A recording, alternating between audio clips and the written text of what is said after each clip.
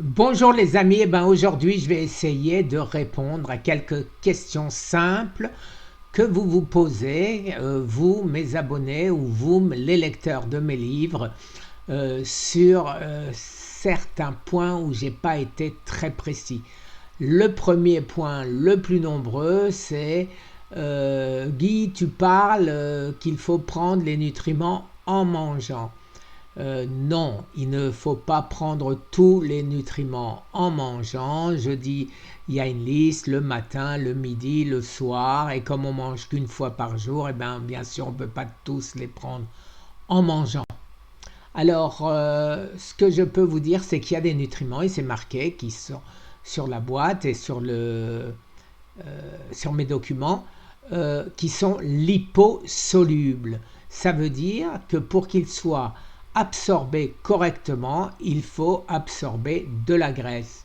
Alors si c'est le matin, vous avalez un petit bout d'avocat, vous avalez 2 pilules d'huile de poisson, 3 olives, etc. en même temps que c'est la vitamine, la D3, la K2, la DHA, donc tout ce type de médicaments, c'est pas des médicaments, des suppléments naturels sont liposolubles et il vaut mieux avoir, pour en bénéficier totalement, avoir du gras en même temps.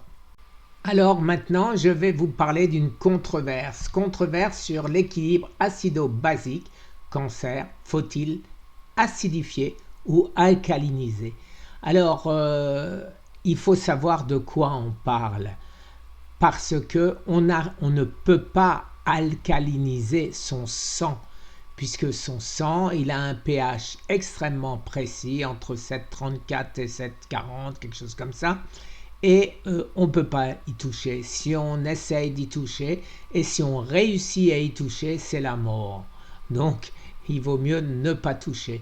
Alors, on sait que la cellule du cancer, elle a besoin d'acide, elle a besoin d'un milieu acide pour se développer, et elle est alcaline. Donc, il faut savoir de quoi on parle, comme je disais.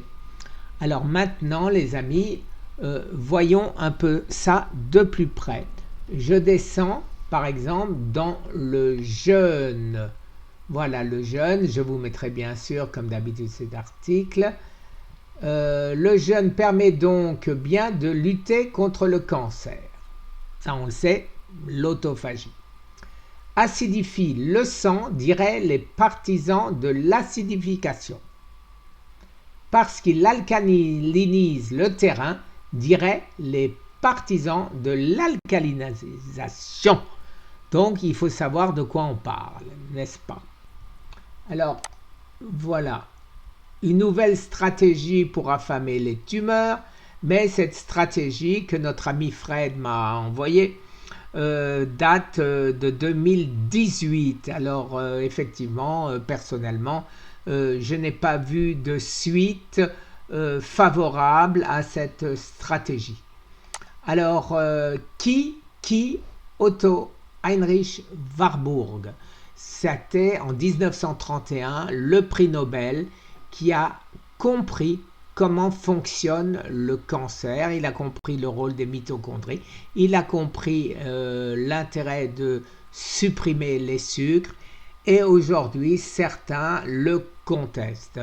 Pas moi, ni les gens qui me supportent au sens propre et figuré, parce que je suis effectivement certainement insupportable avec le nombre de questions où, vous le savez, je ne suis pas biologiste, je ne suis pas médecin, et donc je pose des questions qui sembleraient un peu idiotes à des vrais biologistes de haut niveau.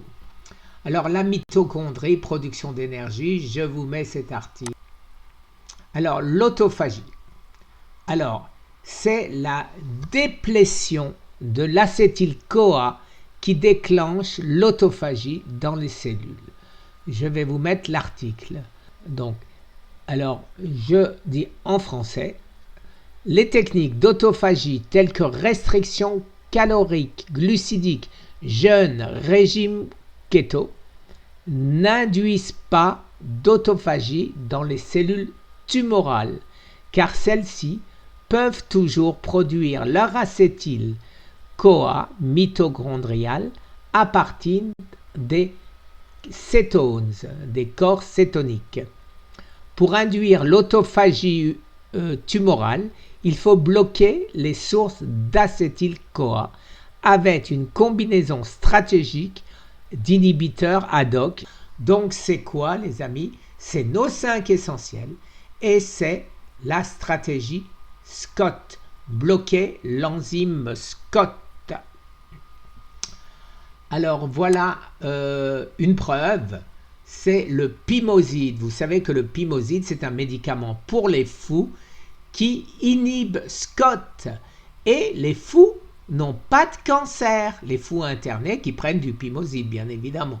Les fous à l'extérieur, s'ils mangent comme nous, ils ont des cancers comme nous. Hein. Alors là, ils le disent bien, inhibiting skeletal muscle ketones oxidation.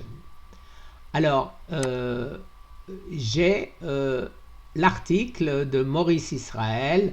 Scott, c'est une vitale enzyme pour les tumeurs, with reference to carnet triad cancer and the ketogenic diet. Et je vous mets bien évidemment cet article là aussi. Alors, le dernier article qui est pas jeune non plus, mais qui déjà à l'époque mettait sur la voie du cytosolic acétylcoenzyme A, date déjà, les amis, de mars 2014. Et je vous mets cet article. En résumé, la fin du cancer. Pour moi, nous allons avoir bientôt, vous savez que c'est au mois de novembre que nous aurons les résultats sur les souris. On va savoir donc si les souris guérissent du cancer ou la propagation du cancer est stoppée quand on bloque Scott, à savoir l'acétyl-CoA leur permettant de faire leur membrane, les amis. Voilà, petite vidéo, peut-être un peu compliquée, mais nécessaire les amis, simplement pour vous dire que nous sommes sur la voie et nous sommes près du but. Merci les amis, très bonne journée, au revoir.